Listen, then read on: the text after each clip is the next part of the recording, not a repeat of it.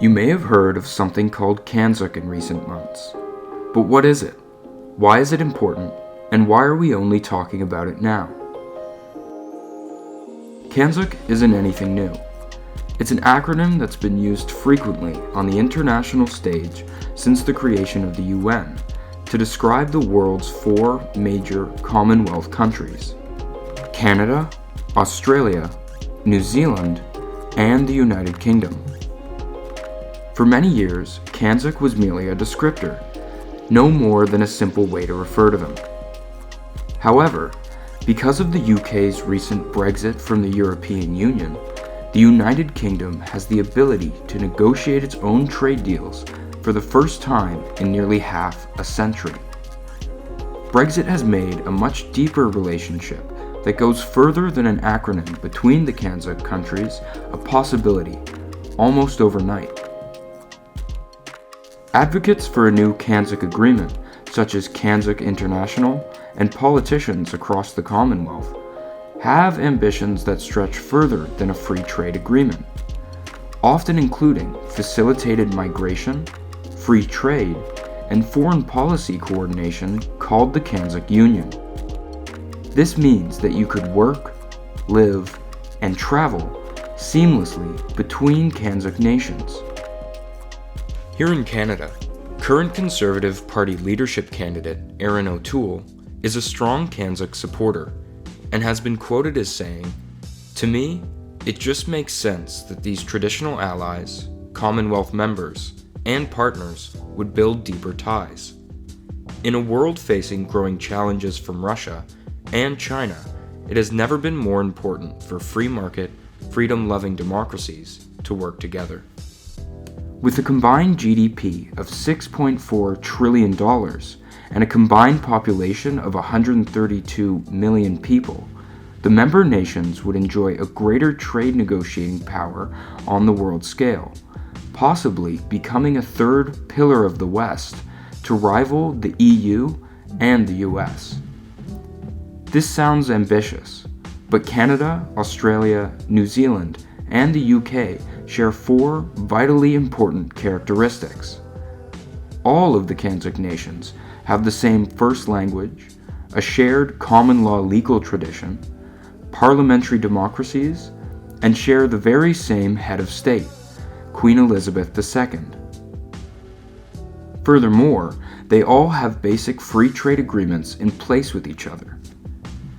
These similarities make the CANZUK Union easier to negotiate, implement, and facilitate than almost any other trade agreement in the world. Although, this is by no means a simple task. CANZUK detractors have accused the Union of being ethnically based and noted that the trade between the 5 nations, measured as a percentage, is remarkably low. For example, only 5% of Canada's trade is with Australia, while over 75% of Canadian exports are to the US. But, with all things considered, including the lack of clarity on how strong the political aspect of the Union would be, it is exceptionally popular among its possible members. 64% in the UK, 72% in Australia, 81% in New Zealand, 77% in Canada, and even 67% in Quebec approve of the CANZUK Union, even with undecideds included. When we actually commissioned the first polling, we didn't expect it to be that high. We even had quite a considerable amount of support in Quebec, which we thought would be quite low, but that turned out to be close to the 60th percentile too. For me, and of course I'm biased in this, but for me, I think the high percentage support in these countries is that we share so much in common through our ancestry and also just through our close bonds that we have on the international sphere too. Just to name a few of the similarities that we have, we share the same majority language being English, we share the same common law legal system, the same Westminster style parliamentary system, same respect for human rights and the rule of law and democracy. We have very good economic growth rates, very good GDP per capita rates, very low unemployment, very good healthcare systems. The list goes on and on and on as to why we're so compatible for, implementing facilitated migration or free movement, whatever you want to call it.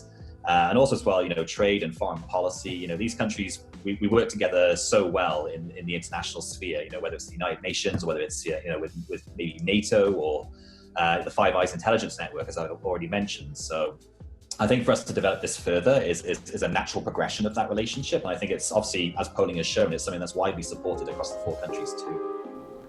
Although there is still a need for clarity as to the specifics of the deal, CANZUK is already hugely popular and could be greatly beneficial to its citizens, while increasing their negotiating power on the world stage among 4 nations that already share a language, a legal structure, parliamentary democracies, a head of state, and pre-existing trade agreements. Hey, thanks for watching. We'll be releasing original videos every Friday. If you want to see more, hit the subscribe button, and leave a comment if you have any suggestions on what we should cover next here at the Post Millennial.